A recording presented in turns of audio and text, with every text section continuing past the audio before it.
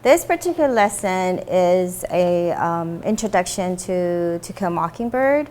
They don't know anything about it yet, so this particular activity will get them to think about the context of the time period, the setting, what was happening. It is a springboard from the curriculum springboard, but as I looked at it, I modified some things to get them engaged a little bit more, but the bottom line is to get the kids to get an idea of the setting, the geographical, the cultural, what was happening. So they're going to be looking at pictures and coming up with their own inferences. So none of this is from me. All of their conclusions and their own inferences will come from each other and, just from their questioning.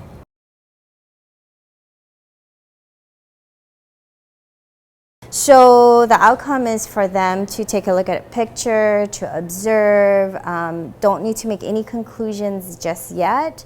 They will ask questions about the picture, then that will lead them to thinking about, okay, what was truly happening in that time period? And then at the end, after we've done all of the activities, we are going to summarize, well, what do you think is happening in that time frame, in that time period when To Kill a Mockingbird was written? And that's going to lead them into then exploring the story. Yes, correct. And so then they'll make that connection to the issues in To Kill a Mockingbird.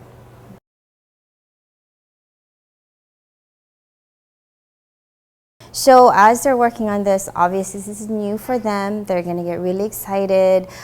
So a lot of the walking around and talking with them, having conversations with them.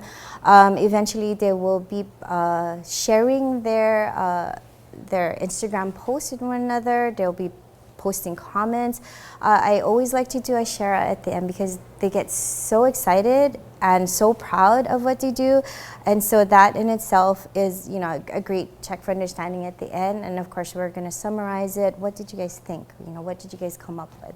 So yeah, I think everybody will be checking on each other, not just a teacher, but you'll also hear it with their excitement, just their chatter of what they want to write about. Yes, it can get silly, but they're silly because they're excited about the assignment. Yeah.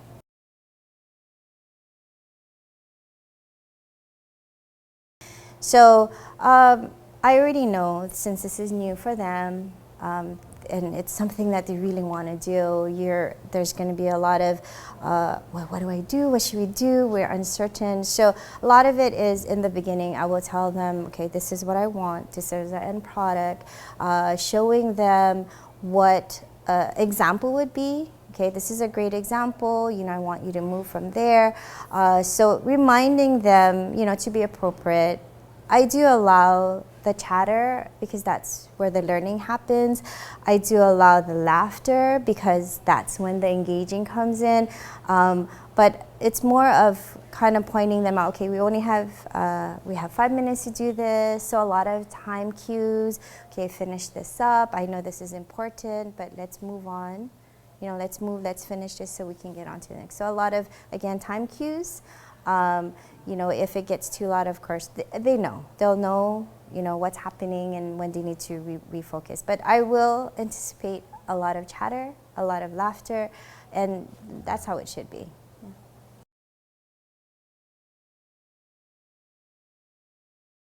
The questions, it wouldn't come from me, it will be from the students. So part of the lesson is that they observe.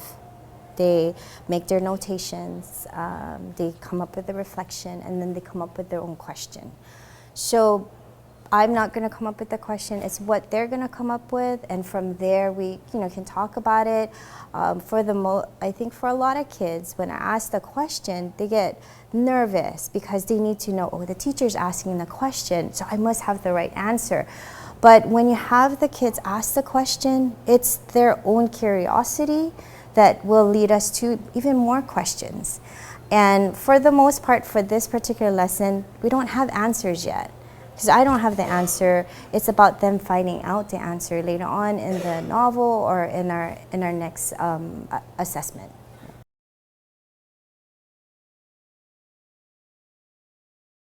So like I said, the original springboard assignment was to, yes, jot down the ideas, jot down your questions. All of that crucial element of this lesson is going to be there, but I added a component where they actually will have to create an Instagram post of the picture, and that in itself I think is engaging for the kids because that's their culture, that's their world.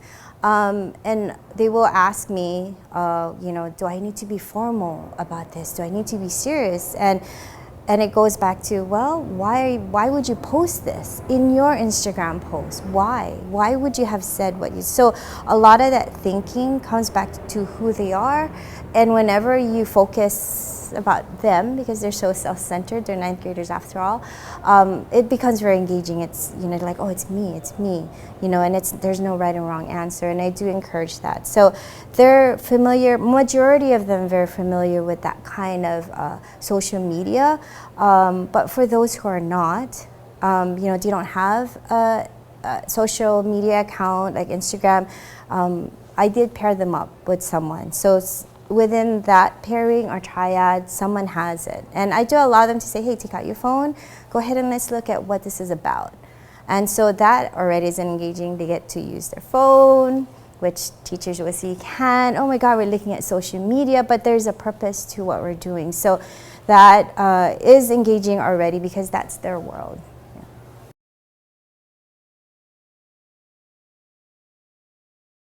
So very tricky because To Kill a Mockingbird, the setting, it's so far off from who they are in terms of context, the time period, even the language is very difficult, but the human situation's still the same.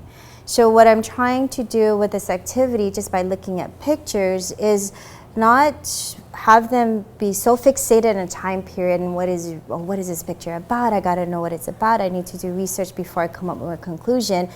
But it's for them to look at it and come up with their own natural reaction just because they're humans. And I think that's really important when you read To Kill a Mockingbird, because it's not, yes, it's important to know the setting, but most importantly, what is happening with people. And does it still happen today?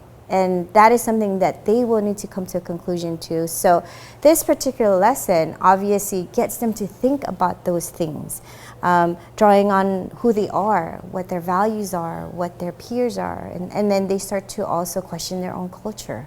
So I think that's what, to me, is The Kill Mockingbird is about. And doing this also lessens the anxiety of reading such a difficult text with so much meaning into it.